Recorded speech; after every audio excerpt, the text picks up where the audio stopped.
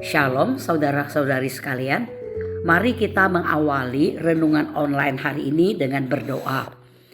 Tuhan yang penuh belas kasih, Engkau mengenal setiap bagian dari hidup kami, bahkan sisi yang paling rapuh sekalipun. Kami ingin mengenal Engkau lebih dari hari ini, khususnya sebagai Allah yang penuh kasih dan kemurahan. Bentuklah hati kami seperti Engkau. Dalam nama Tuhan Yesus kami berdoa. Amin. Saudara-saudari yang dikasih oleh Tuhan, renungan online hari ini diambil dari Yakobus pasal 3 ayat 17 yang berbunyi demikian. Tetapi hikmat yang dari atas adalah pertama-tama murni, selanjutnya pendamai, peramah, penurut, penuh belas kasihan, dan buah-buah yang baik, tidak memihak dan tidak munafik. Saudara-saudari yang terkasih, setiap kali kita membaca Alkitab, kita menemukan satu sifat Allah yang terus berulang, yaitu belas kasihan. Dari kitab Kejadian sampai kitab Wahyu, kasih dan kesabaran Allah tampak nyata. Ia tidak cepat marah, tetapi perlahan menuntun manusia kembali kepadanya. Saudara-saudara, belas kasihan dapat dikatakan lebih dari rasa iba. Dan belas kasihan dalam bahasa Ibrani-nya menggambarkan kasih lembut seorang ibu kepada anaknya. Jadi begitulah cara Allah mengasihi kita, yaitu dengan kelembutan yang sabar, penuh empati, dan tidak mudah menyerah. Saudara-saudara, dalam Alkitab kita dapat melihat belas kasihan Allah dalam banyak segi. Ia berbelas kasihan kepada orang berdosa seperti Petrus yang menyangkalnya. Ia berbelas kasihan kepada orang yang menderita seperti perempuan yang sakit pendarahan 12 tahun. Ia berbelas kasihan kepada orang yang tersesat seperti Matius si pemungut cukai. Dan ia juga berbelas kasihan kepada manusia, bukan karena manusia layak, tetapi karena ia setia pada kasihnya.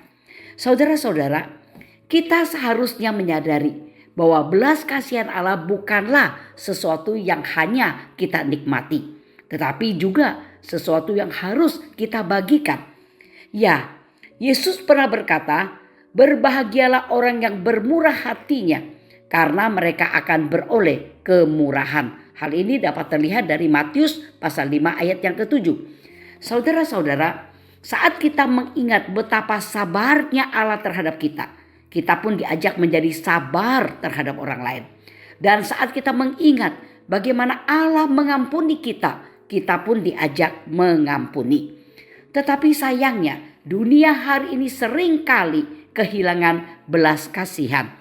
Kita cepat menilai, lambat memahami, cepat mengkritik, lambat mengampuni.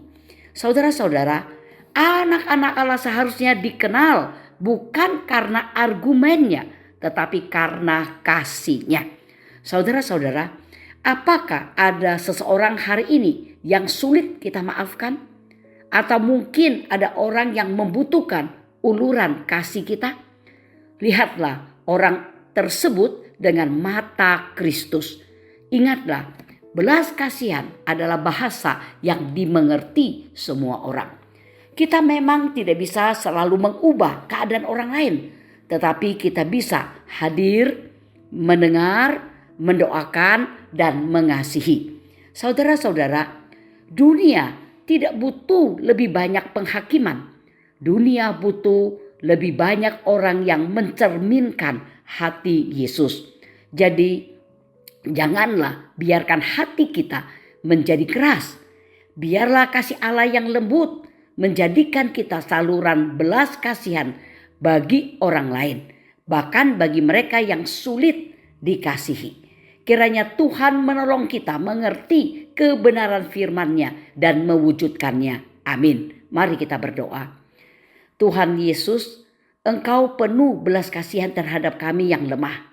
Terima kasih karena Engkau tidak memperlakukan kami setimpal dengan kesalahan kami, melainkan menutupi kami dengan kasih dan pengampunan. Ajarlah kami meneladani hati-Mu, sabar, lembut, dan penuh empati.